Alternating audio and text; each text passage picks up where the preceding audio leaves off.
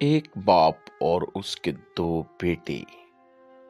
کچھ حسد کرنے والے مذہبی رہنماؤں نے یسوع کی تنقید کی کیونکہ وہ ان لوگوں سے بہت محبت کرتا تھا جو برے کاموں سے توبہ کرتے تھے، اور یہاں تک کہ وہ ان کے ساتھ کھاتا پیتا بھی تھا۔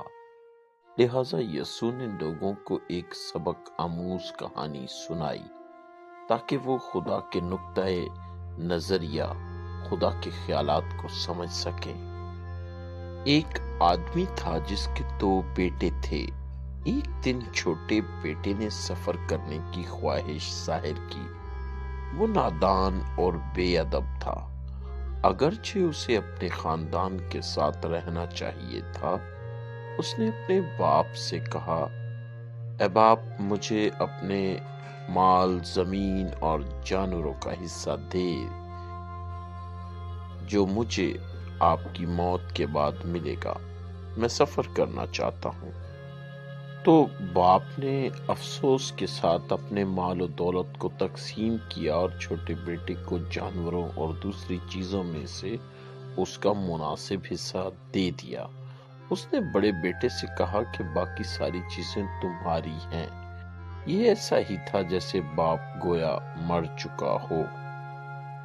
چند دن بعد اس نوجوان نے اپنے باپ سے ملے ہوئے جانور اور دوسری چیزیں بیچ دیں تاکہ پیسے حاصل کر سکے، اور پھر وہ ایک دور کے شہر میں چلا گیا۔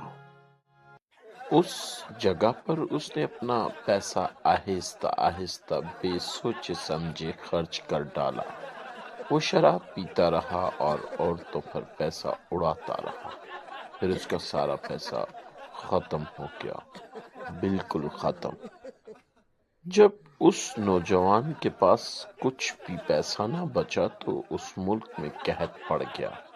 شہر کے آس پاس کی فصلیں بارش نہ ہونے کی وجہ سے سوکھ گئیں۔ وہ بھوکا تھا اور اس نے کئی آدمیوں سے کے بعد ایک کام کے لیے درخواست کی۔ ایک آدمی نے اسے بہت ہی ذلیل سا کام دیا۔ اسے کہا کہ سوروں کو چرائے تاکہ وہ درختوں سے گرے ہوئے پھلیوں کو کھا سکے۔ وہ نوجوان بہت بھوکا تھا کیونکہ کوئی اسے کچھ نہیں دیتا تھا۔ جب وہ سوروں کو دیکھ رہا تھا تو وہ خود بھی ان پھلیوں کے بیج کھانے کو تیار ہو گیا۔ وہ خوف زدہ اور پریشان تھا۔ کئی دنوں کے بعد بھوکے نوجوان کا دل اور سوچ بدل گئی۔ اس نے اپنے دل میں کہا، او میرا پیٹ درد کر رہا ہے۔ مجھے یاد آتا ہے کہ میرے باپ کے گھر کے نوکر بھی بہت کھانا کھاتے ہیں، بلکہ کھانا پھینک بھی دیتے ہیں۔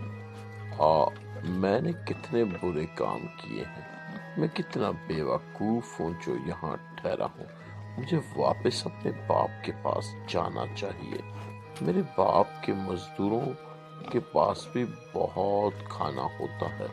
مجھے اپنے باپ سے معافی مانگنی چاہیے اور اس سے کہنا چاہیے کہ مجھے اپنے کرائے کے مزدوروں کی طرح کام کرنے کی اجازت دے۔ چنانچہ وہ نوجوان اپنے گھر واپس جانے کے لیے چل پڑا۔ اس کا باپ اسے دیکھنے کے لیے بہت عرصے سے ترس رہا تھا۔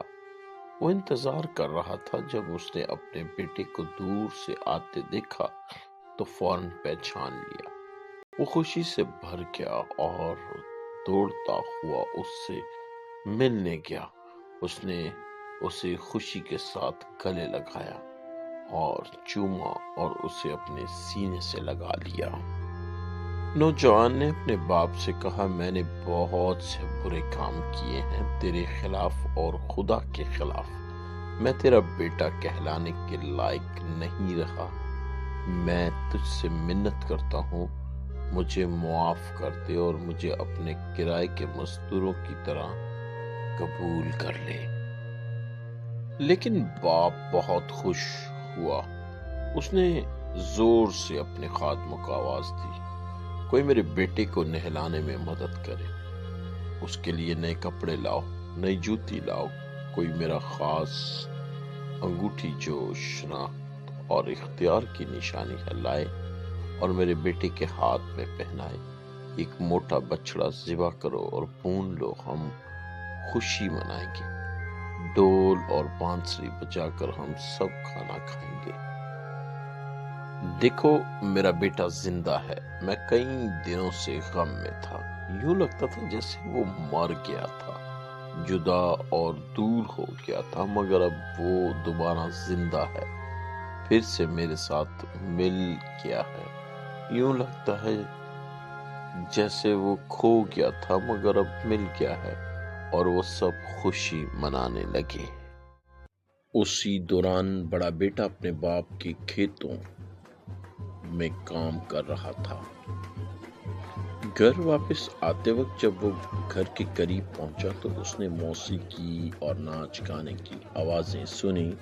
اس نے ایک نوکر سے پوچھا، یہ کیا ہو رہا ہے؟ یہ خوشی کس بات کی ہے؟ نوکر نے جواب دیا، آپ کا بھائی واپس آ گیا ہے اور آپ کے والد خوشی منا رہے ہیں۔ بڑا بیٹا بہت ناراض ہوا اور اس نے گھر کے اندر جا کر اس خوشی میں شریک ہونے سے انکار کر دیا۔ باپ باہر آیا اور اپنے بیٹے سے منت کرنے لگا، آؤ خوش ہو جاؤ میرے ساتھ۔ دیکھو میں نے اتنے سالوں تک آپ کی خدمت کی ہے اور کبھی آپ کی نافرمانی نہیں کی، ہمیشہ آپ کی بات مانی، ہمیشہ درست کام کیا، مگر آپ نے میرے لیے کبھی ایک چھوٹے بکرے کے ساتھ بھی دعوت نہیں کی۔ لیکن آپ کا وہ بیٹا جو آپ کا سارا مال بدکار عورتوں کے ساتھ اڑا کر واپس آیا ہے، اس کے لیے آپ نے موٹا بچڑا ذبح کیا ہے اور اس کے لیے خوشی منا رہے ہیں۔ میرے بیٹے، تو ہمیشہ میرے ساتھ ہے اور جو کچھ میرا ہے وہ سب تیرا ہی ہے، لیکن ہمیں یہ خوشی منانی ضروری تھی کیونکہ تیرا بھائی کھو گیا تھا اور اب واپس آ گیا ہے۔ یوں لگتا تھا جیسے وہ مر گیا تھا مگر اب پھر زندہ ہو گیا ہے۔ یسوع نے اپنی کہانی اسی طرح ختم کی اور فرمایا، خدا ہر انسان سے ویسا ہی پیار کرتا ہے جیسے اس کہانی کا باپ اپنے نادان بیٹوں سے کرتا تھا۔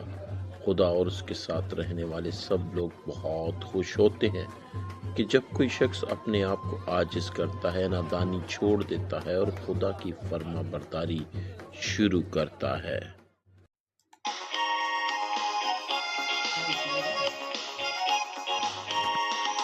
ایک لڑکا یہی کہیں برائی میں بڑھتا جائے، بڑا بھائی اور باپ اس کی